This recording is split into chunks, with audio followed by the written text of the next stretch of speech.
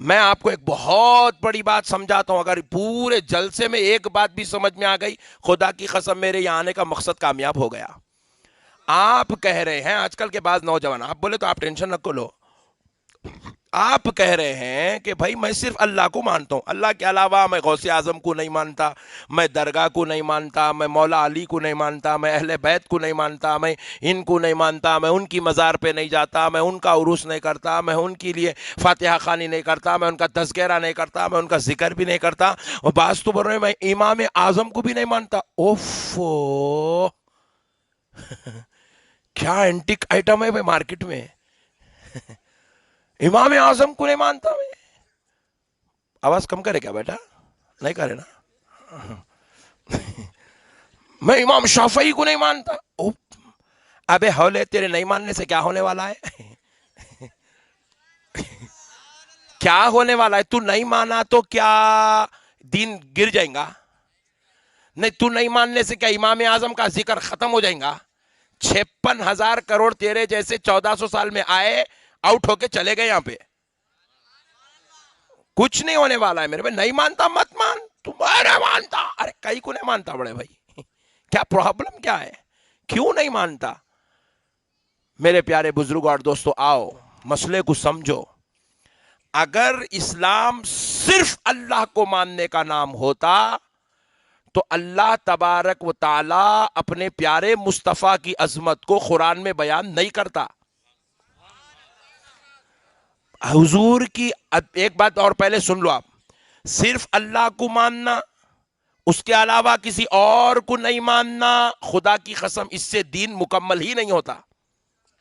اللہ کی قسم کھا کر کہہ رہا ہوں میں آپ کو، اس سے دین مکمل نہیں ہوتا۔ دین کو مکمل کرنے کے لیے آپ کو سب کو قبول کرنا ہے، ایکسپٹ کرنا ہے۔ 1,24,000 پیغمبر کو آپ نہیں ملے مگر آپ کو ماننا ہے۔ پیر قریب کرو۔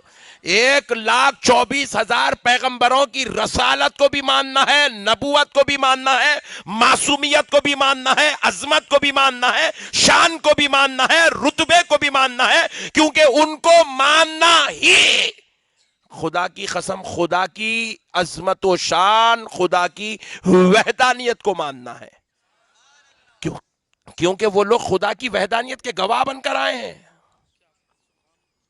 خدا کی وحدانیت کے گواہ رسول ہیں، خدا کی وحدانیت، شان، عظمت، ربوبیت کے گواہ پیغمبر ہیں۔ آپ بولے میں نہیں مانتا، ارے کیسا نہیں مانتا بھائی؟ میں ملا کیا ان سے؟ ارے نہیں ملا بھی تو ماننا ہے۔ پیارے بزرگ اور دوستو، جیسا آپ یہ مانتے ہیں آج سے 1,000 سال پہلے آپ کے اور ہمارے ایک دادا یہاں تھے، بولو جی، ڈر گئے لوگ، انہیں 250 دادا کچھ پیپر قبول نہیں کر رہا، انہیں 1,000 پہلے کے دادا کی بات کر رہی۔ یہ کہاں کا چکر ہے نقشبندی صاحب؟ آپ کے 1,000 سال پہلے یہاں ایک دادا تھے، پکا بولو جی۔ کس کو ڈاؤٹ ہے؟ ہاتھ اٹھاؤ۔ ارے واہ، ایک کو بھی ڈاؤٹ ہے؟ نہیں ہے؟ پیارے بزرگ اور دوستو، آپ کو اب یہ بھی ماننا پڑے گا کہ انہوں انسانی تھے، لوگ امت ہیں، اور آپ کو یہ بھی ماننا پڑے گا کہ ان کی شادی ہوئی تھی۔ آپ لوگ نہیں سمجھ رہے؟ ان کی شادی نے، تم کہاں سے آتے جی؟ آپ کو یہ بھی ماننا پڑے گا ان کو ایک بیٹا بھی تھا، تبھی تو آپ آئے۔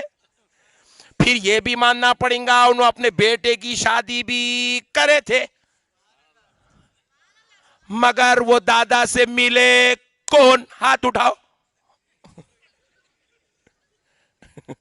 بغیر ملے کے سب ماننا ہے، بغیر ملے کے سب کچھ دادا کے بارے میں، 1,000 سال پہلے والے دادا کے بارے میں آپ کو سب ماننا ہے کہ دادا بھی تھے، دادا کے ساتھ ایک دادی ماں بھی تھے، اور دادا کی شادی دادی ماں کے ساتھ ہوئی تھی تو ایک دادا پیدا ہوئے تھے، پھر ان کی بھی شادی ہوئی تھی، پھر ان کو بھی ایک دادی ماں تھی۔ یہ سب آپ نہیں دیکھے مگر ماننا. اگر ان کے بارے میں کوئی 1.5 ہوشیار سنگا ریڈی میں بولا نہیں تھے نقشبندی صاحب غلط بولے, واٹ لگ جاتی بے ہولے.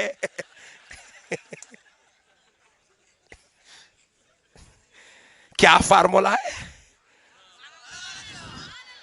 اچھا کوئی بھی نہیں دیکھے ان کو مگر انہوں تھے بھی ماننا ہے, اور دادی ماں بھی تھے ساتھ میں وہ بھی ماننا ہے, حالانکہ ان کی شادی کا کوئی ریکارڈ نہیں ہے.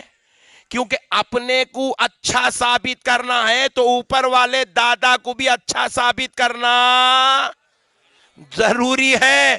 اسی طرح خدا کی قسم اپنے کو مسلمان ثابت کرنا ہے, اپنے کو ایمان والا ثابت کرنا ہے. اگر تو نہیں جانتا تب بھی تجھے ماننا پڑے گا. 1,24,000 پیغمبر تھے,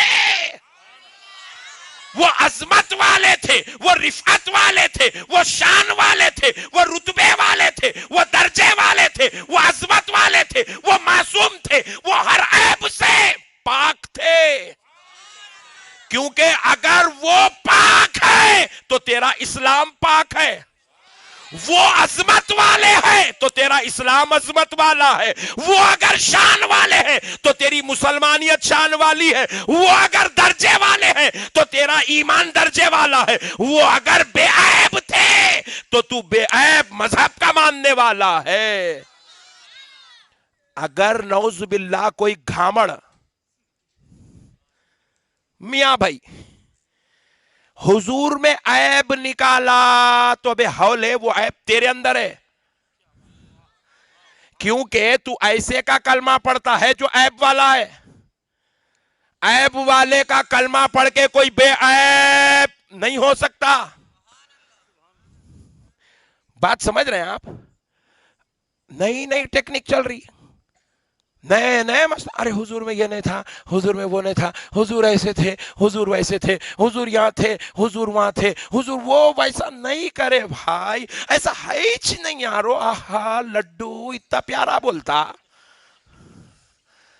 حضور میں عیب نکالنا تیرے ایمان کا عیب ہے, کیونکہ نماز تیرا عیب تیرا ایمان نہیں ہے, روزہ تیرا ایمان نہیں ہے, زکات تیرا ایمان نہیں ہے, حج تیرا ایمان نہیں ہے, کعبہ تیرا ایمان نہیں ہے, آمنہ کا لال تیرا ایمان ہے. نبی کو بے عیب ماننا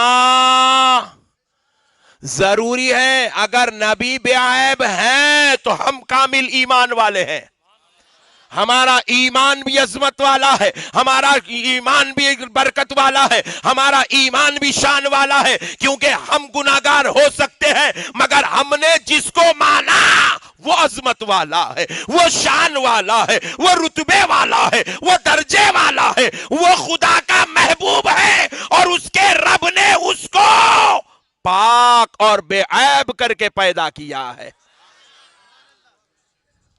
صرف ماننا ہی نہیں ہے, نبی کو بے عیب ماننا ہے, عظمت والا, شان والا, رفعت والا ماننا ہے, نبی کو درجے والا ماننا ہے, نبی کو شان والا ماننا ہے. اگر نبی کو ان کی عظمت کے ساتھ مانے تو پھر ہم عظمت والے ایماندار ہیں.